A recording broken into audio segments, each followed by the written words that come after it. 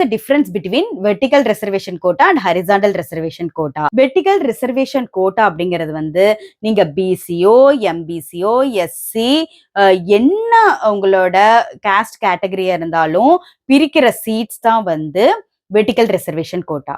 Horizontal reservation கோட்டாங்கிறது அந்த vertical ரிசர்வேஷன்ல பிசிக்கு எம்பிசி ஓசி எஸ்சிக்குன்னு பிரிச்சிருப்பாங்களா சீட்ல, அதுல இருந்து கண்டிப்பா அந்த எம்பிசி அப்படின்னா ஒரு சீட்டை பிரிச்சிருப்பாங்களா, அதுல வந்து கவர்மெண்ட் ஸ்கூல் ஸ்டூடெண்ட்ஸ்க்கு, எக்கனாமிக்கலி வீக்கர் ஸ்டூடெண்ட்ஸ்க்கு, அப்புறம் டிசேபிள் ஸ்டூடெண்ட்ஸ்க்கு கொடுக்குற கோட்டா, அப்புறம் எக்ஸ் சர்வீஸ் மேன் அவங்களுக்கு கொடுக்குற கோட்டா தான் வந்து இந்த 7.5 ரிசர்வேஷன் கோட்டா. ஸோ அந்த சீட்ஸ்ல இருந்து கண்டிப்பா இந்த ஸ்டூடெண்ட்ஸ் வந்து அலோகேட் ஆயிருவாங்க. For example vertical reservation, so 100 சீட்ஸை வந்து என்ன பண்ணிடுறாங்க, இப்படி பிரிச்சிடுறாங்க. 30 சீட்ஸ் பிசி இருக்குது அப்படின்னா அதுக்கு வந்து என்ன 7.5 ரிசர்வேஷன்ல 8 சீட்ஸ் இருக்குதுன்னா 8 சீட்ஸ் ஃபர்ஸ்ட் அந்த ஸ்டூடெண்ட்ஸ்க்கு போகும்.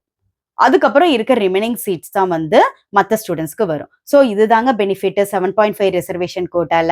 First preference sports quota, 7.5 reservation quota, அதுக்கப்புறம் ஜென்ரல் கோட்டா.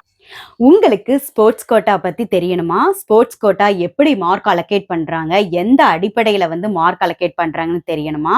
ஸோ கீழே வந்து எஸ் அப்படின்னு சொல்லி கமெண்ட் பண்ணுங்க.